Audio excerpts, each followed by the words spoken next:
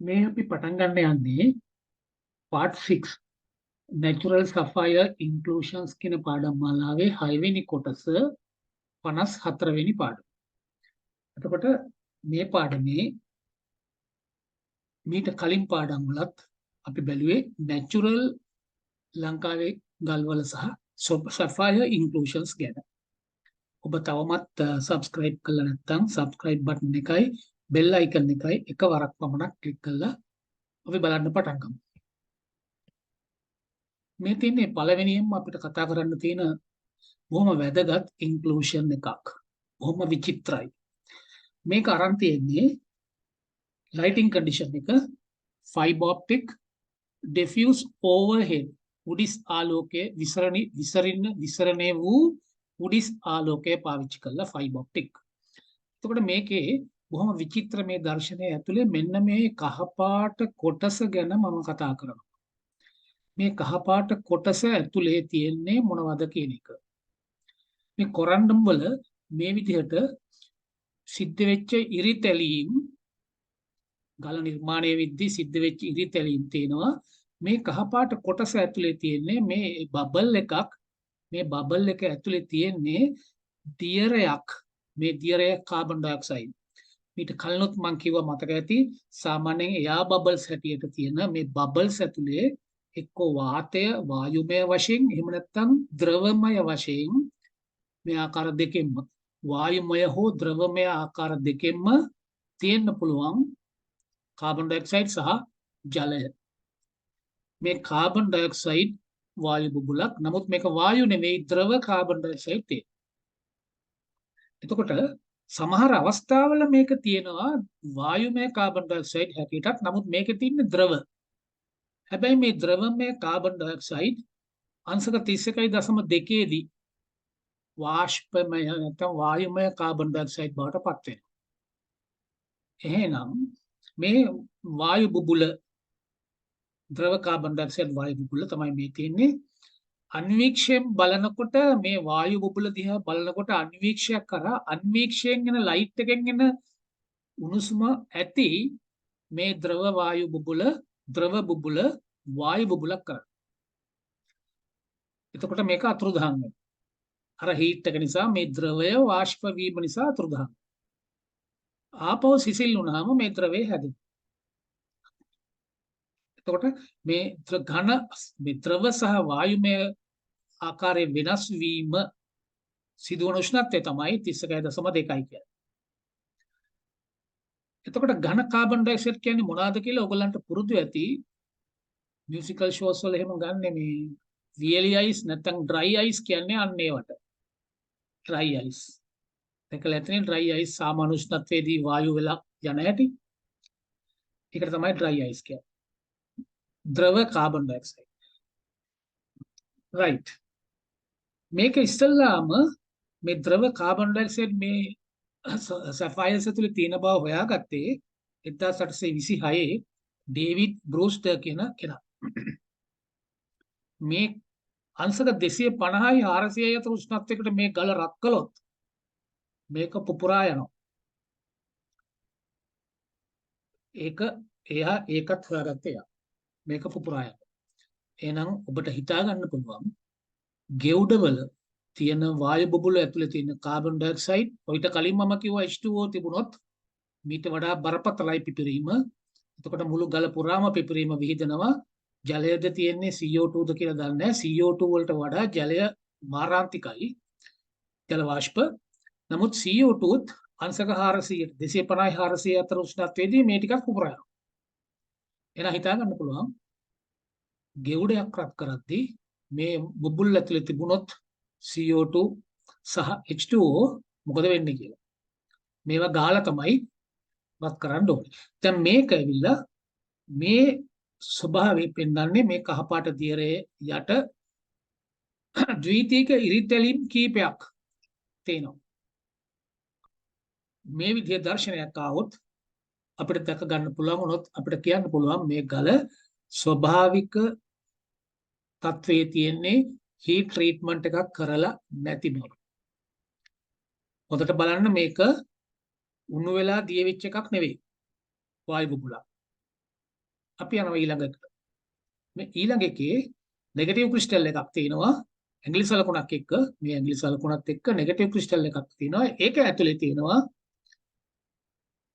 පලිඟුවක්. කුඩා කළු පාට මේ තියෙන පුංචි කළු පලිඟුවක්. ක්වාට්ස් ස්පටිකයක් තියෙනවා. ඒක නිකන් එබී බලනවා වගේ මේ ගල ඇතුලේ. මේකත් හොඳ සාක්ෂියක්. මේක හීටර් නෙවෙයි නැචරල් ගලක් කියන්නේ. ඒකේ ආලෝක තත්ත්වය ඩාර්ක් ෆීල්ඩ් අඳුරු ක්ෂේත්‍ර සහ විසරණ ෆයිබර් ඔප්ටික් ආලෝක මේ දෙකම පාවිච්චි වෙනවා. හොඳයි. ඊළඟට අපි යමු. මේකේ තියෙන්නේ මේ රූටයිල් කෙඳි රූටයිල් සේද අංශක 60න් ආඩතව හැදෙන්නේ රූටයිල් සේද සෆයර්ස් වල. මේකෙන්නේ නූලක් නිර්මාණය වෙන්නේ. මතකද දෙවෙනි පාඩම මගේ දෙවෙනි පාඩමේ ස්ටාර් එකක් හැදෙන හැටි කැට්ස් අයි එකක නූල හැදෙන හැටි කියලා තියෙනවා. මතක නැත්නම් ඒක බලන්න. මේ අංශක 60න් ආඩතව තියෙන රූටයිල් සේද කෙඳි. එතකොට මේ ගලේ ටේබල් ෆැසට් එක යට මේ රූටයිල් කෙඳි අංශක 60න් ආඩතව ඡේදනය වෙන බව පේනවා. මේක සාමාන්‍යයෙන් නිතර දකින්න පුළුවන් දර්ශනයක්. මේකේ ආලෝක තත්වය ෆයිබර් ඔප්ටික් විසරණ ආනත ඩිෆියුස් ඔබ්ලික් කියන්නේ ආනත ෆයිබර් ඔප්ටික් විසරණය වූ ආනත ෆයිබර් ඔප්ටික්. බලුවාම තමයි මේක පේන්නේ. මේ නැචරල් ගලක තියෙන රූටයිල් සේද. මෙතනට ගියාම මේකේ මේ පුංචි අංශු මාලාවක් මතක ඇති හොලෝස් කියලා වචනයක් අපි මීට කලින් ඉගෙන ගත්තා. මේ අංශු මාලාවක් වගේ ඇඟිලි සලකුණක් තියෙනවා. ඒක අතර තියෙනවා විශේෂ කැපිලා ගිය ඍණ ස්පටිකයක්. ඍණ ලකුණ වගේ ස්පටිකයක්. මේක මතු පිටින් කැපිලා ඇවිල්ලා වගේ. මේ ඇඟිලි සලකුණ කපාගෙන ඇවිල්ලා වගේ පේනවා. මේක වටේ අංශු මාලාව වට වෙලා තිනවා. මේකත් පැහැදිලි දර්ශනයක්. මේ ගල නැචරල් කියන්න. මේක අරන් තියෙන්නේ ලයිටිං කන්ඩිෂන් එක. මෙතන තියෙනවා ඩාර්ක් ෆීල්ඩ් කාරණා තුනක් තියෙනවා. අඳුරු ක්ෂේත්‍ර එකක්. Diffuse fibre oblique fibre optic. Diffuse විසරණ ඔබ්ලික් ආනත ෆයිබර් ඔප්ටික් ආලෝකය. දෙවෙනි එක තුන්වෙනි කන්ඩිෂන් එක බ්ලූ ෆිල්ටර් එකක් දාලා. Dark field ඩිෆියුස් oblique fibre optic සහ බ්ලූ ෆිල්ටර් තුනම දාලා ගත්තාම තමයි මේ විදිහේ දර්ශනයක් ලැබෙන්නේ. මේ දර්ශනයෙන් අපිට පැහැදිලි මේකත් නැචරල් ගලක්. බොහොම සුන්දර වටාපිටාවක් නිර්මාණය වෙලා මෙතන බොහොම විචිත්‍රවත් මේ ආලෝක තත්ත්වය ෆයිබර් ඔප්ටික් ඕවර්හෙඩ් උඩිස් ආලෝකය. මේ නිල් මණික ඇතුලේ අපේ නිල් මණිකක් ඇතුලේ අපේ ලංකාවේ ගලක් මේ සුව වෙලා විකණ්ඩනයක හිර වූ තරලය. පෞරාණික කියන්නේ හේතුව පරණයි. කියන්නේ මේක අවුරුදු මිලියන් 35කට කලින් මේ ගල නිර්මාණය වුණේ ලාවා තුල.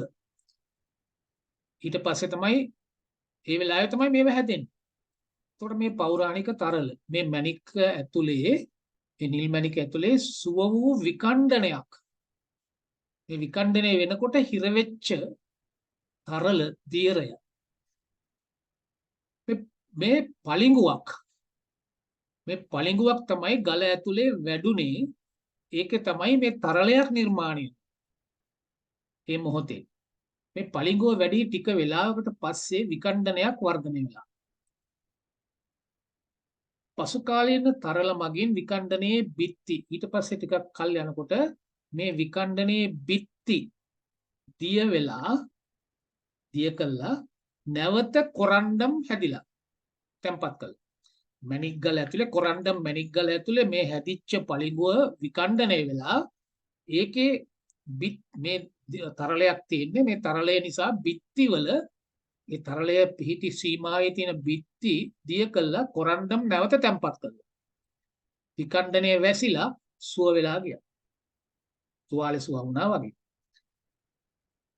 එතකොට මේ විදිය මේ ලංකාවෙන් ලැබෙන නිල් මණිකේ තමයි මේ විදිය සුන්දර ලෝකේ තියෙන ලස්සනම උදාහරණ ඉන්ක්ලූෂන්ස් ඇතුලේ පේන්නේ. බොහොම විචිත්‍රවත්. මේකෙනුත් පැහැදිලි මේක හීට් කළා නෑ කියලා. තව කෙනෙක් හිතන්න පුළුවන් මේක නිකන් උණු කළා දිය වෙලා වගේ මේ පේන්නේ කියලා. නැහැ, එහෙම නෙවෙයි. හොඳට අධ්‍යයනය කරන්න. මේ පින්තූරයට ආවොත් මෙතන තියෙන්නේ තවත් විචිත්‍රවත් දර්ශනයක්. මේකේ ලයිටිං කන්ඩිෂන් එක ෆයිබර් ඔප්ටික් ඔබ්ලික් ආනත ෆයිබර් ඔප්ටික්. එතකොට මෙතන තියෙන්නේ ද්විතීක සුව වූ විකණ්ඩනයක්. අර වගේම සුව වෙච්ච විකණ්ඩනයක්. ආනත උඩිස් ආලෝකයෙන් බැලුවාම ඒක විචිත්‍ර ඉරිඩිසන්ස් කියන්නේ විචිත්‍ර ආලෝකමත් දර්ශනයක් විදිහට පේනවා. මේ දර්ශනයෙන් කියන්නේ මේ ගල ට්‍රීට් කළා නැහැ නැචරල් ගලක් කියන එක. ලංකාවේ ගලක්. මෙතනට ආවම මෙතන ලයිටිං කන්ඩිෂන් එක diffuse light field plus blue filter. blue filter එකක් දාලා විසරණ ආලෝක ක්ෂේත්‍ර මේ කාරණා දෙක මේ කන්ඩිෂන් දෙක යටතේ තමයි මේක අරන් තියෙන්නේ. මේකෙ මෙතන තියෙනවා කොළ පාටට හුරු හරිත ස්පටිකයක්. හරිත කියන්නේ කොළ පාට. කොළ පාට ස්පටිකයක්. මේ නිල් මැණික් ධාරකයේ මතු පිට කැපී පේනවා. මේ ටේබල් ෆැසට් එක මේ කට් ඇන්ඩ් පොලිෂ් කරපු ගලක් මේක පේනවා ඇති. මේ තියෙන්නේ ගර්ඩල් ෆැසට් නෙවෙයි. මේ තියෙන්නේ ස්ටාර් ෆැසට් එක. මේ එක ස්ටාර් ෆැසට් එකක්. මේ තව ස්ටාර් එකක්. මේ තව ස්ටාර් එකක්. මේ මේන් ෆැසට් එක කොටසක්. මේ මේන් ෆැසට් එකේ කොටසක්. මේ ටේබල් ෆැසට් එක. මේ ටේබල් එක යටින් තමයි මේක පේන්නේ. මේ හරිත ස්පටිකය. මේක නැචරල් ඉන්ක්ලූෂන් එකක්. මේ ගල හීට් ට්‍රීටඩ් නෙවෙයි. මෙතනට ආවා අපි දන්න මීට කලින් කතා කරපු ෆ්ලෝගෝපයිට් කියන මයිකා විශේෂයේ ස්පටික. මේ ප්‍රතිකාර නොකර නැචරල් නිල් මැණික් වල ලංකාවෙන් ලැබිච්ච තියෙන ෆ්ලෝගෝපයිට් මයිකා ස්පටික තමයි මේ තියෙන්නේ. මේ පුංචිම මයිකා ස්පටිකයක් මේක තියෙන්නේ. මේ තියෙන්නේ ෆ්ලෝගෝපයිට්. ඒකට මේ පරිසරය තුල හොඳට නිරීක්ෂණය කරන්න මේ විදිය ස්පටික දකින්න පුළුවන් ගල් ඇතුලේ ඒවා ෆ්ලෝගෝපයිට්. මෙතනට ආවම මේකේ තියෙන බොහොම පැහැදිලි දර්ශනයක්. මේකේ ලයිටින් කන්ඩිෂන් එක ඩාර්ක් ෆීල්ඩ් සහ ඩිෆියුස් ෆයිබර් ඔප්ටික්. විසරණ වූ ෆයිබර් ඔප්ටික් ආලෝක. මේ කන්ඩිෂන් දෙක යටතේ බැලුවම තමයි මේක පේන්නේ. මේ තියෙන්නේ යුරේනයිනයිට් කළු පාට ස්පටික. අපි මීට කලින් මේ නම කතා කළා. යුරේනයිනයිට්. මෙතන සිංහලෙන් ඒකේ පොඩි අකුරක වැරද්දක් තියෙනවා. මෙන්න ඉංග්‍රීසියෙන් මෙතන තියෙනවා යුරේනයිනයිට් කියලා. මේ කුඩා කළු යුරේනයිනයිට් ස්පටිකයක් ලංකාවෙන් හම්බෙච්ච මෙන්න මේ ප්‍රතිකාර නොකරපු නිල් මැණික හරහා පියාසර කරනවා වගේ පේනවා. මේක නිකන් මේක ඇතුලේ මේක ආස වගේ පේනවා නම් මේක පියාසර කරනවා වගේ පේනවා. මේකත් ප්‍රතිකාර නොකර ලංකාවේ නිල් මැණිකක්.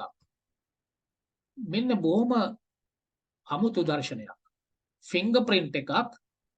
හැබැයි මේ ෆිංගර් ප්‍රින්ට් එකේ පොඩි වෙනසක් තියෙනවා. මේ විදිය ෆිංගර් ප්‍රින්ට්ස් වලට කියන්නේ මෝය ෆිංගර් ප්‍රින්ට්ස් කියලා. මෙන්න නම මෝය MOIR.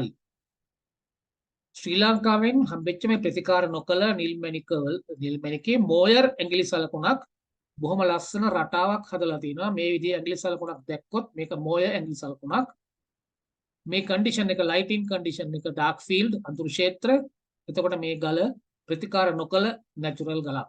මේ නැචරල් ඉන්ක්ලූෂන් එකක්. මෙතනට ආවම නැවත තියෙනවා මෙන්න රූටයිල් සේද.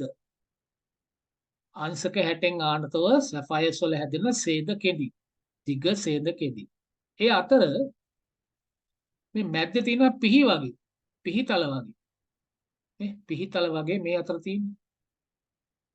ඒත් රූටයිල් සේදුමයි.